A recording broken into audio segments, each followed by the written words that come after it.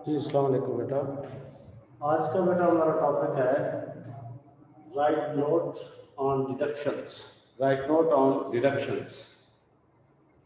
Deductions जो है ये स्टेप्स है which involve in solving of biological problems. Biological problem को सॉल्व करने में सबसे पहला बेटा हमने स्टेप पढ़ा था, अगर आपको याद हो, रिकॉग्नाइजेशन ऑफ बायोलॉजिकल प्रॉब्लम।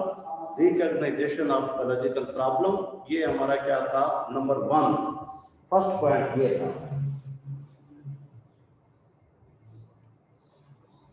अब सेकंड पॉइंट बेटा जो है उसके अंदर हमने पढ़ा था उसका ऑब्जर्वेशंस, और पॉइंट नंबर 3 आपने पढ़ा फॉर्मुलेशन ऑफ हाइपोथेसिस। उसके बाद फोर्थ वन जो स्टेप है वो है डिडक्शंस। तो इसलिए मैंने इसको शॉर्ट में लिखा है कि right note on deductions. Deductions के ऊपर नोट लिखें। डिडक्शंस क्या होती है? सबसे पहले बेटा इसका पॉइंट नंबर 1 जो लर्निंग पॉइंट है वो ये है कि आप इसकी डेफिनेशन लिखेंगे, इसको डिफाइन करेंगे। How can we define the deductions? हम डिडक्शंस को कैसे डिफाइन कर सकते हैं? तो डिडक्शन को हम डिफाइन कर सकते हैं, हम कहेंगे the deductions are the logical conclusions which are drawn from hypothesis। Deductions basically बेटा क्या है? लॉजिकल कंक्लूजन्स है। लॉजिकल कंक्लूजन्स मुंतकी दलाइल के साथ, सबूत के साथ जो नतायज अखज़ किए जाएं, जो कंक्लूजन्स निकाले जाएं, उनको हम क्या कहते हैं? उनको हम नाम देते हैं डिडक्शंस। उन्हें हम क्या कहते हैं? Deductions. So we can define the deductions. लिहाजा हम डिडक्शन को डिफाइन कर सकते हैं। हम कहेंगे कि डिडक्शंस क्या है? Deductions are the logical conclusions which are drawn from the hypothesis। which are drawn from the hypothesis। Deductions वो लॉजिकल कंक्लूजन्स हैं जिनको हम हाइपोथेसिस से ड्रा करते हैं, अखज़ करते हैं। ठीक है, this is the definition of deductions. Deductions is the 4 steps which involved in solving a biological problem। उसके बाद बेटा आप पॉइंट नंबर 2 सेकंड पॉइंट जो आपने इसके अंदर लर्न करना है, वो सेकंड पॉइंट क्या आपने करना है कि deductions are tested through experiments. हम डिडक्शंस को भी टेस्ट करते हैं, और कैसे इसको टेस्ट कर सकते हैं? इसको हम टेस्ट करते हैं थ्रू एक्सपेरिमेंट्स, यानी तजुर्बात से। तजुर्बात करके हम क्या कर सकते हैं? इसको टेस्ट कर सकते हैं। Deductions are tested through experiments. किससे करते हैं? हमको एक्सपेरिमेंट से शुरू करते हैं। ये बेटा हमारा point number 2। Then point number 3, फिर हम पॉइंट नंबर 3 की तरफ आते हैं कि फॉर ड्राइंग अ डिडक्शंस, अगर हम डिडक्शंस अखज़ करना चाहते हैं, मालूम करना चाहते हैं, बनाना चाहते हैं, तो हमें क्या करना चाहिए? क्या जो स्ट्रेटजी है वो हमें अडॉप्ट करनी है? तो याद रखें, अगर हमने डिडक्शन को ड्रा करना है, अखज़ करना है, then we have to consider a hypothesis. We have to take the hypothesis as true. तो हमें उस हाइपोथेसिस को क्या लेना पड़ेगा बेटा? हमेशा ट्रू लेना पड़ेगा। उसको हमेशा सच्चा समझना पड़ेगा कि ये ठीक है, ये राइट है, ये जो स्टेटमेंट है ये बिल्कुल ठीक है, ये एक्यूरेट है। तो तब हम उस हाइपोथेसिस से डिडक्शंस ड्रॉ कर सकते हैं। अगर आप उसको फॉल्स कंसीडर करेंगे तो it means we can't get deductions. हम उससे कोई डिडक्शन हासिल नहीं कर सकते। तो so point number 3 is that for drawing deductions a hypothesis taken as true. याद रखिए, उसको हमेशा हम क्या लेते हैं? ट्रू लेते हैं, taken as true. And expected results are drawn from it. और फिर जो उससे मुतवक्को किस्म के बताया जाए वो हम उससे क्या करते हैं? अखज़ कर लेते हैं, उनको उनसे ले लेते हैं। तो this is the third point that you have to learn. उसके बाद बेटा 4 पॉइंट्स याद रखें। 4 पॉइंट्स ये है कि जब हम कोई हाइपोथेसिस लेते हैं जिसको हमने ट्रू कंसीडर किया था, तो उस ट्रू हाइपोथेसिस से हम कुछ ना कुछ रिजल्ट्स जो हैं वो लाजमी ड्रा करेंगे। ठीक है, तो यही है कि certain results are taken from true hypothesis. एक ट्रू हाइपोथेसिस से हम क्या करते हैं, चंद रिजल्ट्स गेन करते हैं, कुछ नतीजे जो हैं वो उससे लेते हैं। तो ये पॉइंट नंबर 4 था। अब पॉइंट नंबर 5 याद रखिए, point number 5 is very important, बहुत इंपॉर्टेंट है। एमसीक्यूज के अंदर भी आता है पॉइंट कि दिस इन्वॉल्व, यहां दिस से मुराद क्या है, दिस से बेटा मुराद है डिडक्शंस। कि deductions involves the use of if then logic. Deduction जो हैं इनके अंदर हमेशा हम यूज करते हैं इफ और देन। इफ और देन, इफ और देन से मुराद ये है कि इसका मतलब ये है कि जो आपके पास बेटा ये डिडक्शन होती हैं, इट कंसिस्ट ऑफ 2 पार्ट्स, इसके 2 हिस्से होते हैं। तो पार्ट 1 जो है, यानी ये अगर आपके पास क्या है, इसकी क्लास 1 है या पार्ट 1 है, तो it will start by word if, ये इफ से स्टार्ट होगा। And this is the part second, the second clause of the sentence, it will be consist of it will start from the word then।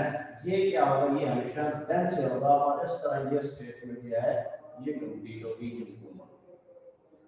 ठीक है, if and then कि जो first part होगा, first जो sentence होगा, it will start from if, वो if से start होगा, और बेटा जो सेकंड है it will start from then, वो देन से स्टार्ट।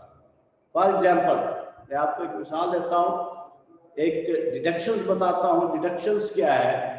डिडक्शन ये है कि आप बेटा जानते हैं कि there is a disease malaria.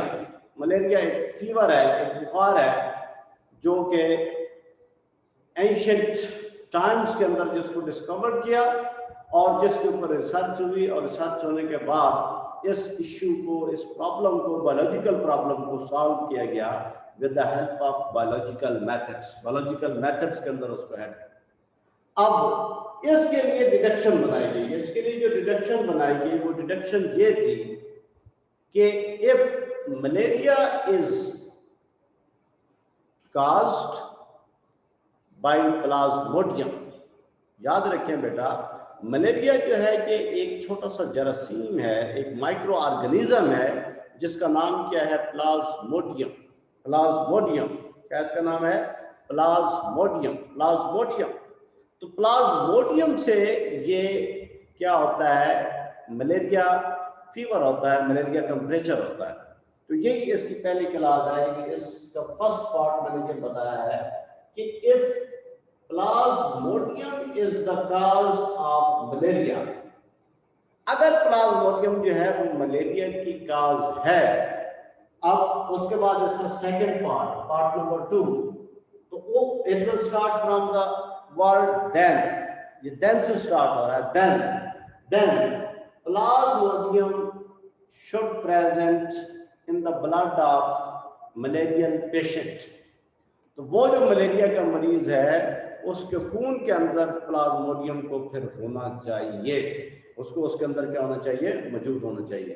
तो इसलिए यहाँ पे हम वर्ड यूज करते हैं इफ देन। यानी डिडक्शन जो है ये हमेशा इन्वॉल्व होती हैं इफ और देन, इफ और देन से, इफ और देन से। ठीक है, कैसे बेटा स्टार्ट होती है, इफ और देन, इफ और देन। तो ये these are the 4 points, 5 points about the deductions that you have to learn and remember and keep them in your minds. So I again repeat the topic. Today the topic is write note on deductions। deductions के ऊपर note लिखें। First of all, we will give its definition. We will define the deductions. We can define the deduction as the deductions are the logical conclusions Deductions are the logical conclusions which are drawn from a hypothesis, जिनको हम एक hypothesis से क्या करते हैं, draw करते हैं. Second point, the deductions are tested through experiments. याद रखें बेटा, deductions को हम किससे टेस्ट करते हैं? Through experiments. The point number 3, for drawing the deductions को draw करने के लिए a hypothesis is taken as true. हमेशा hypothesis क्या है, उसको हम true consider करते हैं, and expected results are drawn from it. और फिर हम उससे क्या करते हैं, expected नतीजे जो हैं उनको प्रोसेस करते हैं. Point number 4, the certain results are taken from a true hypothesis. याद रखें कि एक true hypothesis से हम certain results always gain करते हैं, collect करते हैं. And the last and end point for the deduction is that the deductions this involve the use of if then. Now here we can understand the word if and then. In fact, we take as deductions into two parts. It consists of two clauses of sentences. The first clause will start from the word if, and the second clause of the sentence will start from the word then. For example, I quoted here an example of malaria. Malaria is a kind of fever, and it is caused by a microorganism, and that microorganism is named as Plasmodium. So there is a deductions regarding the malaria. This deduction is, if Plasmodium is the cause of malaria, then Plasmodium should present in the blood of a patient, malarial patient. फिर Plasmodium को उस malarial patient के blood के अंदर होना चाहिए. This is the deductions. And here I use these two words, if then, if and then. ठीक है, यहाँ पे मैंने ये दो वर्ड क्या कर दिए, यूज कर दिए, if or then. ठीक है, this is all about the lectures.